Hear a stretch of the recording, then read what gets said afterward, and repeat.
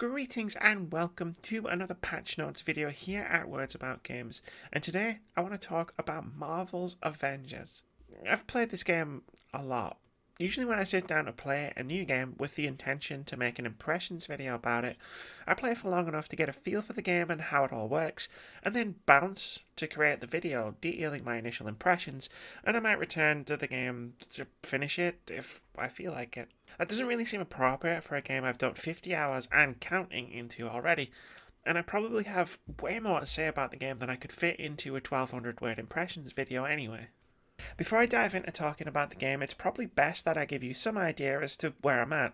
As I said, I've put about 50 hours into the game in the past week, having started it quite late because life is chaos. I rolled credits on the campaign many hours ago, which let me get a taste of playing each of the 6 currently playable characters, but I've mostly focused on playing Captain America in the post-game.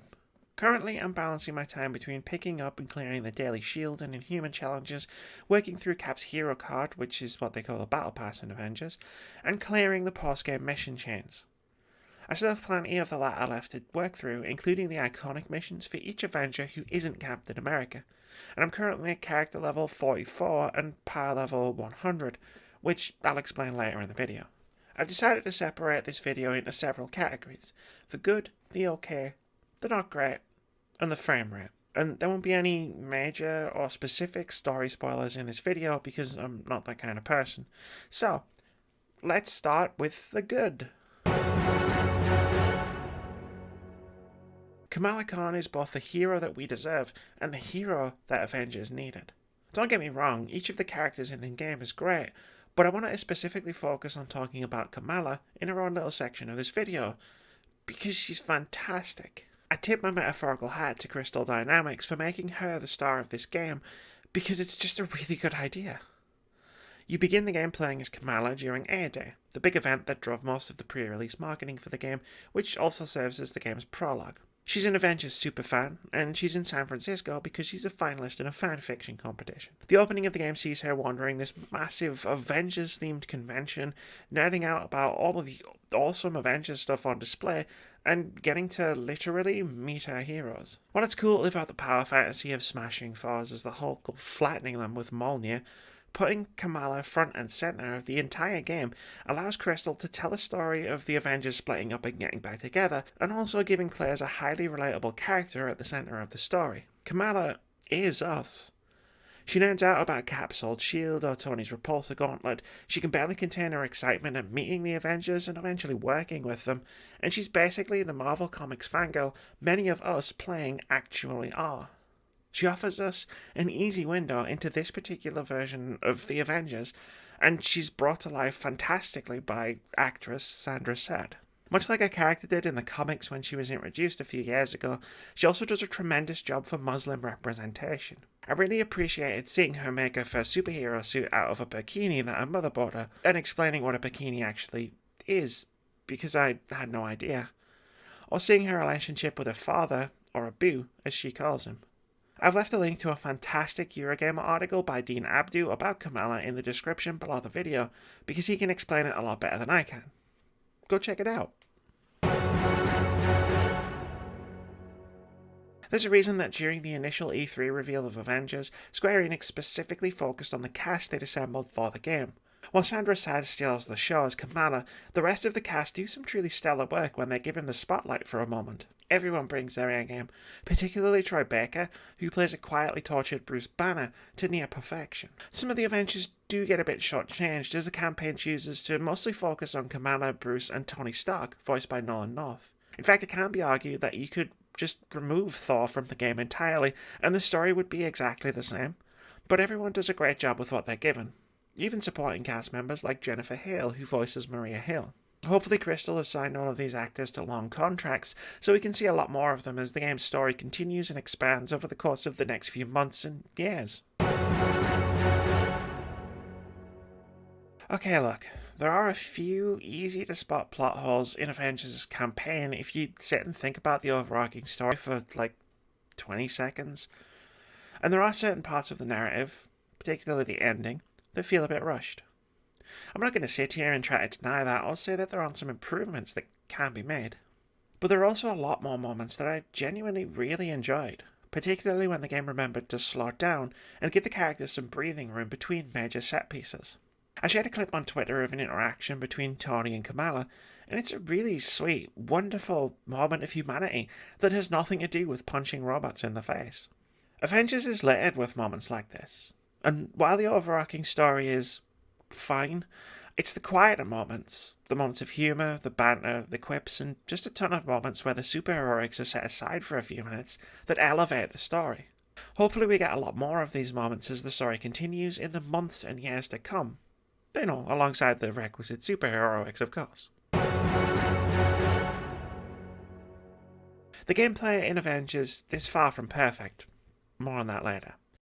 But in spending 50 hours with the game and getting deep into Captain America's skill tree, I've been surprised by the depth that's actually here. I'd assumed from playing the prologue at EGX last year and half paying attention to the various reveals and war tables leading to release that Avengers would be a third-person action game that would veer quite closely to being a button masher, especially given it's got to accommodate for 6, and counting, very different combat styles. And you know what? It absolutely can be. If you want to just bash away at buttons and feel like a badass superhero, that's a pretty viable way to play this game. For starters, and let's rewind a second, Crystal Dynamics have created 6 very different ways to play the game, thanks to each Avenger's skill sets, abilities, and the way they fight. The developers actually managed to build a game where each of the 6 heroes feels very different to play from the others, and they should definitely be applauded for that. But as you start unlocking new stuff on the various skill trees, the game's combat mechanics start to get deeper. New upgrades can unlock new combos, which are usually situational. You can unlock a sweeping kick for Captain America that can stagger an enemy by holding X, and then unlock a second skill right underneath it that lets you follow that kick by pushing X to attack again and send your target flying. Or you can unlock an attack that lets you throw your shield at a target and, just as it's about to return, pull the right trigger and kick it out again, dealing extra damage and ricocheting it off a couple of nearby enemies with another skill upgrade. At the start of playing as Captain America, you've got a light attack, a heavy attack, a dodge, and a block. But as you level up and unlock new skills, you're actually unlocking new moves, kind of like those move lists in a fighting game. And these new moves are all useful in their own situations. As I kept unlocking new abilities and combos, I started to really put some thought into what buttons I was pushing and how I was actually attacking my enemies. On the other end of the spectrum are specializations, skills you unlock for your heroic abilities that can fundamentally alter how they work. For example, Black Widow has a heroic ability called Widow's Bite, and when you first start using it, this ability fires an electrical attack at whatever you're aiming at. If you spend a skill point to unlock the first specialization, you can alter how that attack actually works to suit your playstyle, turning Widow's Bite into a dart that hits a single enemy and damages them over time, or widening the area of effect, or using it to supercharge your gloves and make a melee attack. And you can swap between these specializations at will once you've unlocked them. How you build your character and change their playstyle is tied into the gear system, which brings me to... Going into Avengers, the gear system was always the most puzzling aspect of the game. Like, I get it, this is a live service game and there has to be constant rewards to chase to keep people playing the game over a long period of time, because apparently just playing a game that's enjoyable to play on its own merits isn't enough anymore. But collecting gear and slowly upgrading your power level over time was the one big thing that didn't seem to jive with the type of world Crystal Dynamics was adapting. And yeah, gear is a bit weird. It doesn't have a cosmetic effect on any of the characters, as it isn't visible on them at all. And if you take it literally, you've got to stop and ask yourself why Hulk is ripping the rib cages out of robots and replacing his own rib cage with them. But this gear does have an impact on the gameplay itself. Its main job is raising your power level, which makes your characters more powerful over time, something which also feels a bit superfluous because a lot of the missions in Avengers scales to the power level of whichever character you're using, so it often makes me wonder what the point even is. But gear also comes with 2 other actually critical things: passive buffs and perks, and stat increases. The former will give you all sorts of buffs and perks, so many different types that it would be impossible to list them all here. They do things like give you light combo finishes elemental damage, or decrease the cooldown of one of your heroic abilities, or increase your critical damage. These perks are randomized for each piece of gear, and they're not something I've been paying a great deal of attention to, as I'm not at the power cap yet, so I've mostly just been swapping gear out almost constantly. What I have been paying attention to are the stat boosts. Some gear comes with big boosts to one of several stats. These are grouped under melee, ranged, defense, and heroic, and they're how you tailor your character's playstyles to suit how you want to play each character. Equipping gear that increases your character's melee stats will naturally make them better at close quarters combat, and the same with ranged. So if you want your Captain America to be really good at throwing a shield at enemies, then you'll need to bump up his range stat. It's not something you really need to be too aware of in the early part of the game, but I've been finding paying attention to these stats more and more useful the further into the game I've been going. Increasing a stat actually has a noticeable effect on gameplay, provided you know what the stats actually do, which is something Avengers does a poor job of actually explaining in-game. Let's say you want to do more damage when you throw a Cap shield at someone. Oh, robots, I guess. And you pick up a piece of gear that increases your range stat by 15%. That's a pretty significant bump, especially if the number is already quite high. But unless the specific stat you're increasing is precision, then you're not actually going to see an increase in your baseline damage. For some reason, Avengers has simplified a mechanic that probably shouldn't have been simplified. While on the gear screen, you'll see a big numbers increase of melee, range, defense, and heroic, but if you check out the gear you're equipping and look at the stats that it increases, you'll see words like precision or resilience. These are the actual stats that are important, because they dictate what effect your new gear is actually having. There are actually 11 stats grouped into these 4 categories. In melee, for example, you've got might, valor, and proficiency. If a piece of gear you're equipping makes any one of these numbers go up, then your overall melee score will increase, but it might not be doing what you want it to. While increasing your might will increase your damage, increasing your proficiency will only increase your critical chance or the chance that your gear perks will go off. The latter is useful, sure, but if you see your melee number jump by 10% but don't feel an increase in damage, it might lead you to feel like the gear isn't actually doing anything at all. If you put the cursor over any of these 4 umbrella stats, you get a more detailed breakdown of what your main stats are doing. But it sure would be useful if I could see those stat changes when I'm deciding between 2 pieces of gear. The gear system is fine, but for some reason Avengers does a bad job of telling you what the gear you're equipping is actually doing, which can make it feel frustrating until you do a Google search and read some Reddit post, which is generally pretty annoying considering we're talking about fairly basic information that should be readily accessible in the gear screen. Avengers is pretty repetitive after a certain point.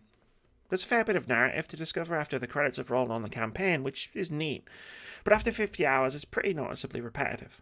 You jump out of a Quinjet into a semi-open environment, do a few side activities on your way to your primary objective, and punch a whole lot of robots on the way there.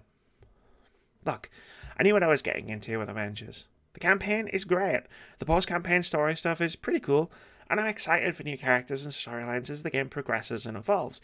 But I know that between my clearing out the story stuff and getting the new story stuff, there's a whole lot of doing the same things over and over again. That doesn't make Avengers bad, it just makes it a live service game at the beginning of its life. The combat and IP are enjoyable enough that I can quite happily throw a few podcasts or an audiobook on while I kick robot butt and have a good time. Eventually I'm sure I'll play the game a little less until the next character is added to the game, which is how live service games work. At least for me. I haven't really jumped into the villain sectors yet, which are post-game boss fights that you do for Shield and Inhuman faction XP.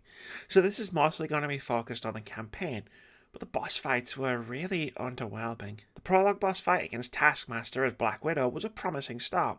It was cinematic, took full advantage of Black Widow's skills, abilities and playstyle to create a pretty entertaining opening encounter. Every boss fight that followed was deeply underwhelming. Half of them weren't even against actual Marvel villains, but were instead against giant versions of the robots you've been fighting the entire game. I get that Crystal will be wanting to pace themselves when it comes to using Marvel's vast array of iconic villains, but when you've got the entirety of Marvel Comics history to plumb for boss fight material, and all you can come up with is a couple of B-listers and some giant robots, it's hard not to feel a little short-changed. The final boss fight feels especially egregious, especially considering you spend a big chunk of time fighting standard enemies around the boss, rather than fighting the boss itself, and when you do fight the boss, you're generally just trying to damage some very specific weak points.